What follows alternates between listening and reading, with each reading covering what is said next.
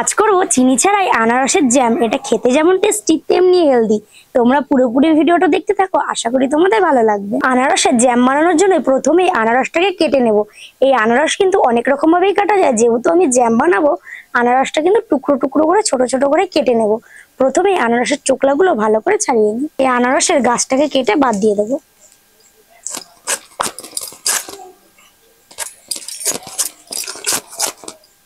আনারসের খোসা কিন্তু একটু মোটা ভাবে কেটে নিতে হয়। আমি দেখো একটু মোটা মোটা করেই কেটে নিচ্ছি।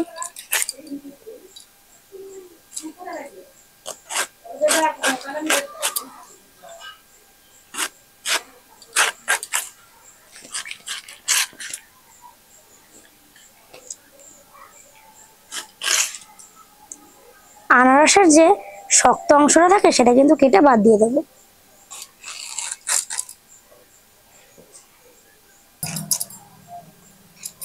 দেখো আমি কিন্তু এরকম টুকরো টুকরো করে কেটে নিচ্ছি, এরকম ছোট ছোট পিস করে। আমি দেখো আনারসগুলোকে ঠিক এইভাবে কেটে নিয়েছি। এখন মিক্সিতে পেস্ট করে নেবো কোনো রকম জল ছাড়াই। দেখো ঠিক এরকম হয়েছে। এরকম একটা ছাঁকনি লাগবে, ছাঁকনিতে ভালো করে ছেঁকে নেবো।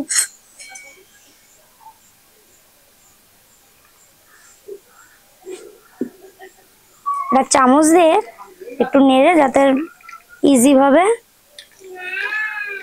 রসটা পড়ে যায় নিচে। খেতে একটু সময় লাগবে ঠিকই, কিন্তু বেশ ভালো হবে।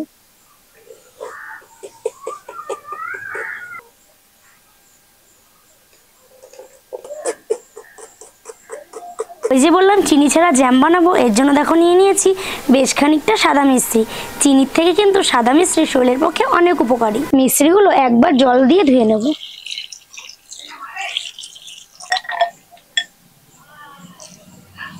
এবারে উনুনটাকে ধরিয়ে নেব।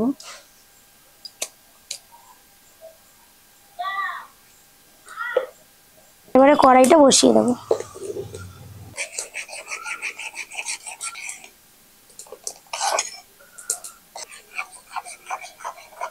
একটু জাল হয়ে এসছে, এবারে চলো মিষ্টিগুলো আগে থেকেই দিয়ে দিই, না হলে মিষ্টির সাইজগুলো বেশ বড় বড় আছে, না হলে কিন্তু গলতে বেশ খানিকটা সময় লাগবে।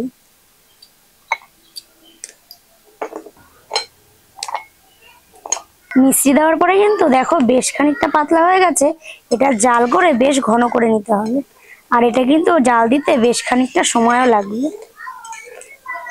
ওপরে যে ফেনাটা তৈরি হয় সেই ফেনাটা কিন্তু তুলে ফেলে দিতে হবে, না হলে কিন্তু রেখে দিলে এটা দিয়ে কিন্তু ছত্রাক তৈরি হবে। বেশি দিন কিন্তু সংরক্ষণ করেও রাখতে পারবে না।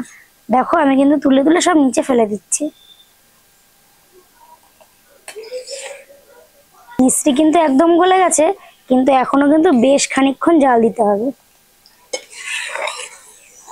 জ্যামটা কিন্তু বেশ ঘন হয়ে এসছে, আর বেশিক্ষণ নয়, আর 5 মিনিট 10-15 জাল দিয়ে নিলেই তৈরি হয়ে যাবে আমাদের জ্যাম। দেখো ঘনত্বটা কত সুন্দর। আমার মনে হয় দোকানের ভেজাল মেশানো জ্যাম খাওয়ার থেকে বাড়িতে একটু খাটুনি করে জ্যাম বানিয়ে নেওয়া অনেক ভালো। কড়াই থেকে এরকম ছেড়ে ছেড়ে আসলেই বুঝতে হবে আমাদের জ্যাম কিন্তু একদম তৈরি। কালারটা দেখো এত সুন্দর এসছে, আর গন্ধটা যা বেরিয়েছে পুরো আনারসের গন্ধ। জ্যামটা দেখো ঠিক এরকম কাঁচের জারের মধ্যে আমি সংরক্ষণ করে রাখবো। শুধু খেয়াল রাখতে লাগবে জারটা যেন ভেতরে পুরো শুকনো থাকে। বাচ্চাদের খুবই একটা পছন্দের খাবার বলতে পারো এই জ্যাম। তুমি মুখে না বললে কেউ বুঝতেই পারবে না এটা যে বাড়ির তৈরি। কত সুন্দর থকথকে হয়েছে দেখো।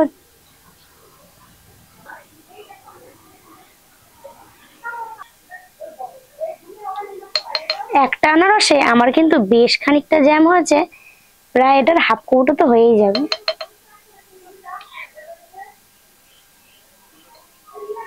আমার একটা আনারসে কিন্তু প্রায় 1 কৌটো জ্যাম হয়ে গেছে।